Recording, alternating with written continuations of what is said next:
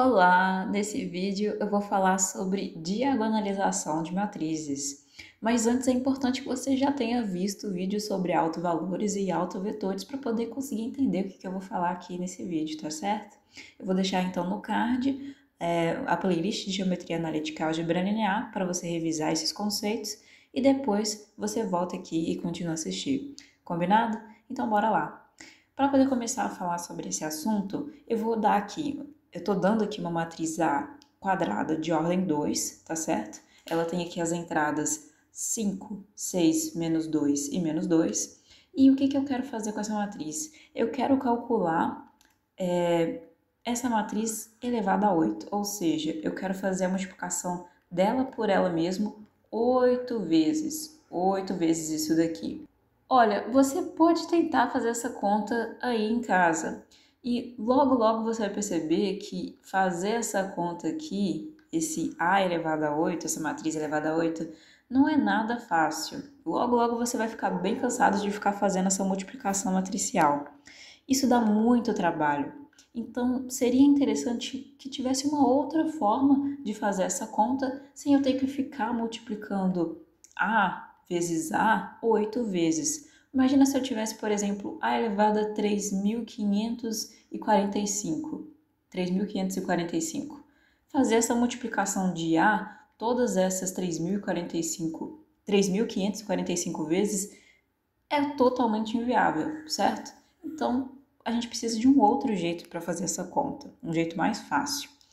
Para poder achar essa outra forma, para fazer essa conta de um jeito mais fácil, eu vou decompor essa minha matriz A em outras 3 matrizes, tá joia? E aqui já vou dar de uma vez quais são essas matrizes que eu vou usar. Vão ser as matrizes P, a sua inversa, que é P menos 1, e uma matriz D, que é uma matriz diagonal. O que significa uma matriz diagonal? É uma matriz tal que a sua diagonal principal ela tem elementos que são diferentes de zero, mas os demais elementos são todos iguais a zero, tá certo? Isso que é o conceito de matriz diagonal. E agora vamos ver quem que vai ser a matriz A. A gente pode escrever ela como esse produto aqui. Vamos ver se vai dar certo. Então, eu tenho que pegar a matriz P, vou pegar e colar a matriz P aqui embaixo, matriz P. Agora, eu tenho que fazer a matriz D, pegar a matriz D, colocar ela aqui embaixo. Por fim, a inversa de P, que é P menos 1. E a gente vai fazer agora essa conta e ver o que vai dar. Beleza? Na verdade, eu vou deixar você fazer essa conta, fazer essa multiplicação matricial e verificar que no final a gente vai obter essa matriz aqui, a matriz A. Beleza? Confere isso daí pra gente. E como que isso facilita a nossa vida? Facilita porque na hora de fazer a matriz A elevada a 8, eu posso simplesmente fazer, então, P de P menos 1 vezes P de P menos 1. Vou fazer isso 8 vezes, né? Todas as 8 vezes, tá certo? Só que, olha só que interessante. A matriz inversa de P vezes P é igual à matriz identidade. E isso vai se repetir aqui, olha. Isso vai se repetir, eu vou até deixar aqui mais explícito, olha. Eu vou ter aqui P de P menos P. Então, aqui eu vou ter outra matriz inversa, perdão, outra matriz identidade. E isso vai acontecer aqui também, P de P menos P. Aqui eu vou ter outra matriz identidade. Isso vai se repetir aqui. E no final, quem que eu vou ter? Eu vou ter P de várias matrizes identidade, de P menos I, menos 1.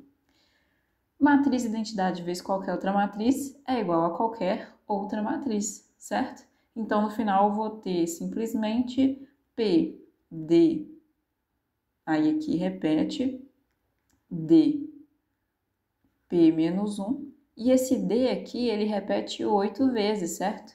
Então, é o mesmo que escrever P vezes D elevado a 8, P menos 1. Minha matriz P é uma matriz diagonal, certo? Então, isso facilita demais a nossa conta, porque quando eu for fazer D elevado a 8, e essa daqui, que é a minha matriz D, né? Eu vou fazer D elevado a 8, é simplesmente pegar isso daqui e multiplicar por 8, multiplicar por ela mesma 8 vezes, né? Só que isso aqui multiplicado por 8, multiplicado por ela mesma 8 vezes é o mesmo que elevar os elementos da matriz, os elementos da diagonal principal a 8. Isso aqui é muito mais fácil de fazer do que a nossa proposta original, que era ele ficar multiplicando essa matriz A por ela mesma 8 vezes. Então, isso que significa diagonalizar uma matriz. E essa é uma dos motivos pelos quais a gente diagonaliza matrizes, para poder facilitar certas contas. Uma vez que a gente entende o que significa diagonalizar uma matriz, a gente pode entender como diagonalizar essa matriz. A gente já sabe que vai precisar de 3 matrizes, na verdade 2, né? Uma matriz P e uma matriz D. Uma vez que a gente conhece a matriz P, basta a gente calcular a sua inversa, certo? E a gente vai ter as 3 matrizes.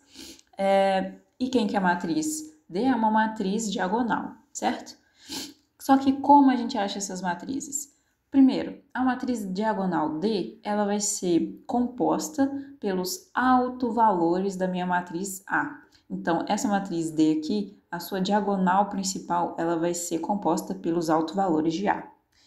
A segunda matriz, que é a matriz P, ela vai ter colunas vai ter as colunas que vão ser os autovetores, vai ser os autovetores associados aos autovalores calculados na hora que a gente encontrou a matriz D. Então, a minha matriz P, ela tem colunas que são os autovetores. Tudo bem? Vamos ver aqui, então, um exemplo.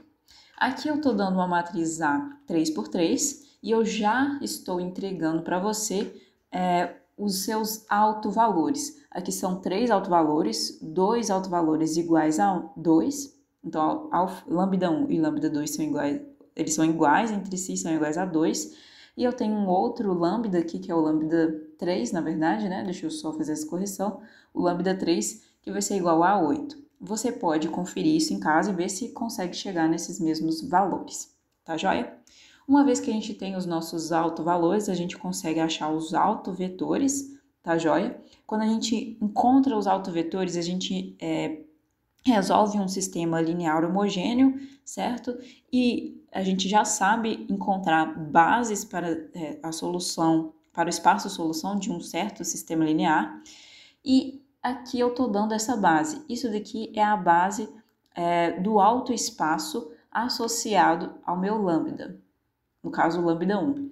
Então, só para poder lembrar, uma vez que eu encontro o meu alto valor, eu vou resolver um sistema do tipo A menos lambda 1 e minha matriz de identidade de ordem 3 nesse caso, certo? E aqui eu vou ter o autovetor V, isso é igual a 0. Com isso eu vou encontrar um espaço-solução, tá certo?